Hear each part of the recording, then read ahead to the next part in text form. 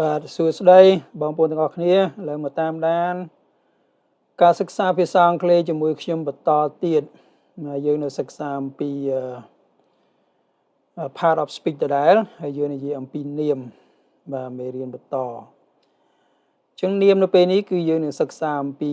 គេហៅថា nouns of address nouns of address ហ្នឹងគឺថានាមដែលគេចង់ចង្អុលបង្ហាញប្រាប់យើងណាថាជានរណាថាជារបស់អីមួយជាស្អីចឹងទៅហ្នឹងហើយគេហៅថា noun of address អូខេអញ្ចឹង noun of address ហ្នឹងមានរបៀបយ៉ាងម៉េចហើយគេប្រើយ៉ាងម៉េចខ្លះអញ្ចឹងតាមដានទាំងអស់គ្នាបងប្អូនអូខេអញ្ចឹង noun of address definition របស់វានិយមន័យរបស់វាមានន័យថា to identify the person or group being directly spoken to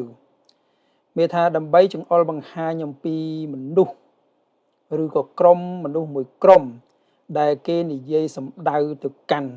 ទៅមកយើងនិយាយទៅកាន់ក្រុមមនុស្សមួយក្រុមដូចជាក្រុម A ក្រុម B ក្រុម C អីចឹងទៅបងប្អូនណា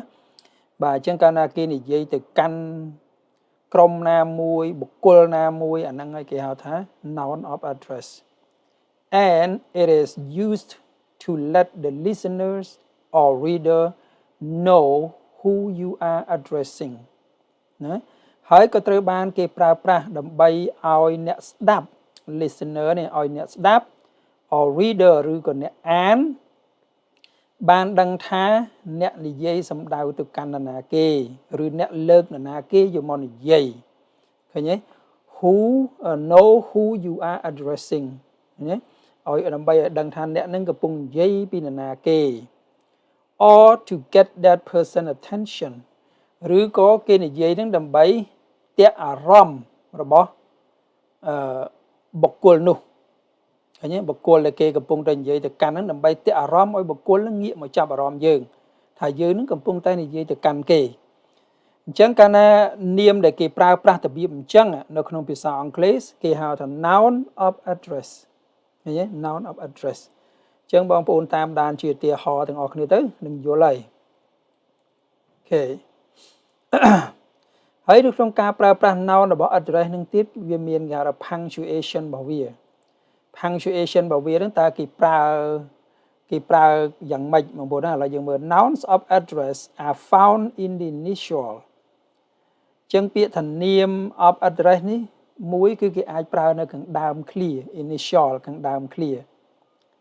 ទី2 middle អាចប្រើនៅកណ្ដាលប្រយោគតែម្ដងណាទី3 final position អាចប្រើនៅខាងចុងប្រយោគតែម្ដងអូ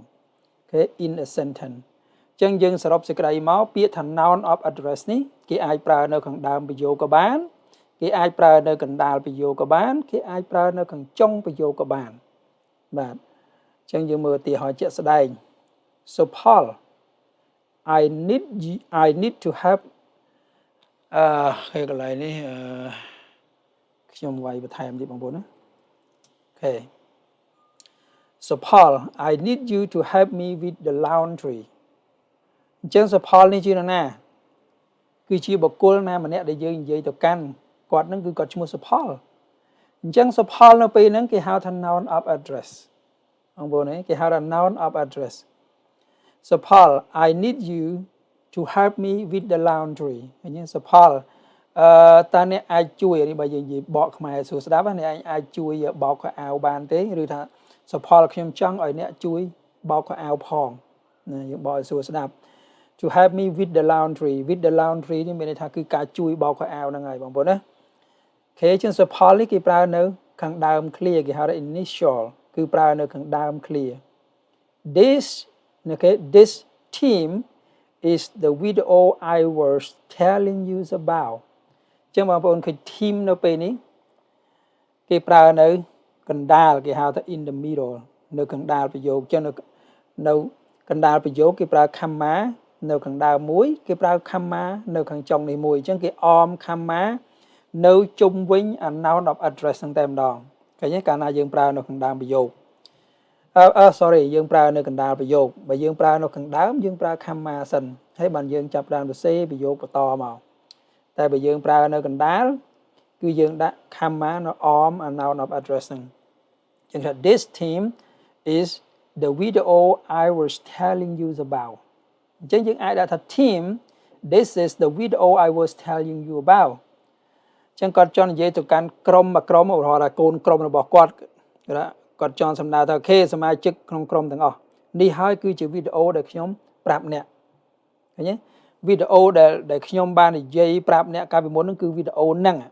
គាត់ចង់ចង្អុលប្រាប់ថាអញ្ចឹងយើងអាចនិយាយ team this is the video I was telling you about ឬក៏ this team is the video I was telling you about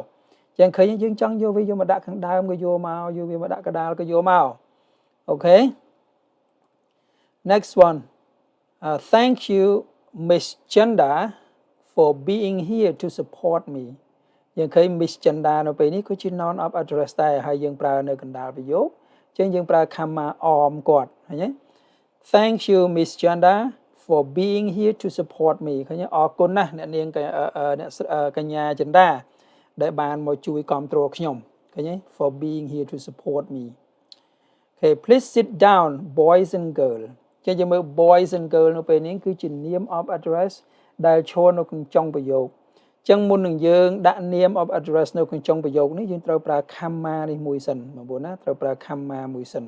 អូខេOkay, thank you Miss Chantha for being here to support me. Please sit down boys and girls មានថាអូខេបើនៅក្នុងសាលាយើងអាចថាអូខេកុមារាទាំងអស់សូមអញ្ជើញអង្គុយចុះ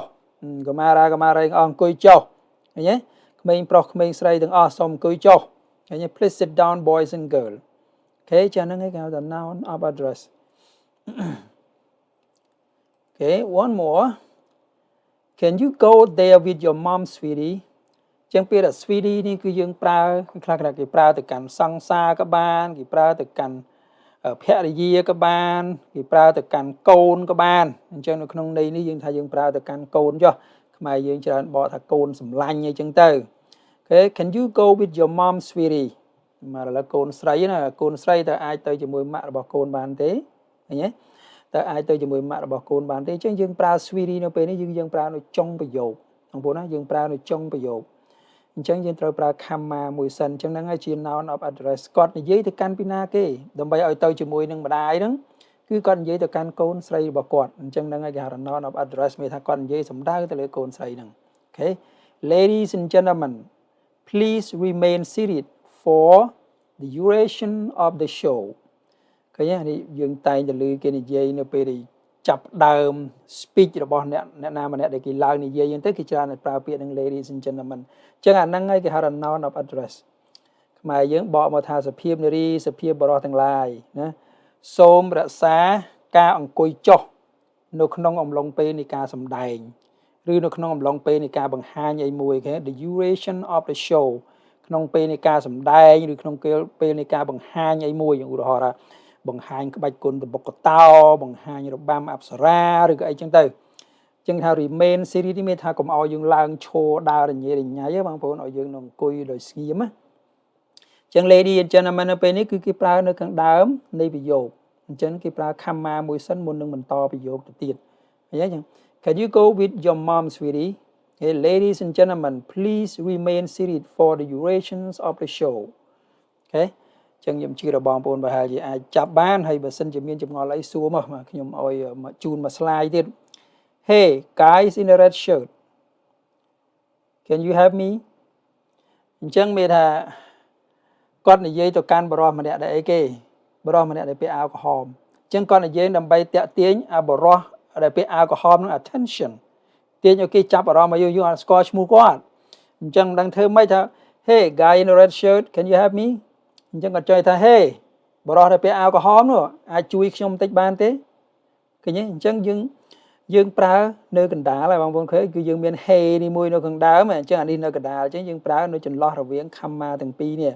ឃើញទេចាហ្នឹងគេហៅថា noun of address guy in the red shirt ឃើញទេ noun of address It's so nice to meet you here Dr. Khem Channel អញ្ចឹង Dr. Khem Channel នៅពេលនេះគឺជា noun of address ដែរដែលគេប្រើនៅក្នុងចុងប្រយោគអញ្ចឹងត្រូវបែកពីគ្នាដោយ comma នេះអញ្ចឹង It's nice to meet you here Dr. Khem Channel Doctor លោក Doctor កំសាងរីករាយណាស់ដែលបានជួបលោកនៅទីនេះឃើញទេអត្ថន័យរបស់វាគឺអញ្ចឹងសរុបសេចក្តីមកនៅពេលណាបុគ្គលណាមួយក្រុមណាមួយដែលគេនិយាយសម្ដៅទៅកាន់ឬនិយាយចំពោះឬក៏និយាយដើម្បីតាក់ទាញអារម្មណ៍របស់បុគ្គលណាម្នាក់អញ្ចឹងបុគ្គលនោះក្រុមនោះត្រូវបានគេឲ្យឈ្មោះថាជា noun of address នៅក្នុងភាសាអង់គ្លេសហើយ noun of address នេះគឺយើងអាចប្រើនៅខាងដើម clear ក៏បានដែលទៅសេត្រូវមាន comma មួយសិនចាំយើងបន្តប្រយោគទៀតឬក៏យើងអាចប្រើនៅកណ្ដាល clear ដែលយើងដាក់នៅចន្លោះរវាង comma នៅទាំងសងខាងឃើញទេឬក៏យើងអាចប្រើនៅកញ្ចុង clear ដោយប្រើ comma មួយសិនបានយើងអាចដាក់ noun of address នោះអញ្ចឹងវាតែប៉ុណ្្នឹងទេអានឹងតាក់ទងទៅនឹង noun of address ហើយបងប្អូនចង់ប្រើនៅខាងដើមនៅកណ្ដាលនៅកញ្ចុងអីស្ដីលើយើងទេបាទអញ្ចឹងសង្ឃឹមថាបងប្អូនយល់ហើយបើមានចម្ងល់អីអាច comment សួរនៅក្រោមវីដេអូទៅហើយសូមជួយផ្សព្វផ្សាយបន្តផងហើយជួយ subscribe ដល់ YouTube channel របស់ខ្ញុំបាទហើយនឹង follow page ផងបាទ follow page ផងនៅក្នុងវីដេអូដែលខ្ញុំ post នេះបាទអរគុណច្រើនហើយចាំជួបគ្នានៅវីដេអូ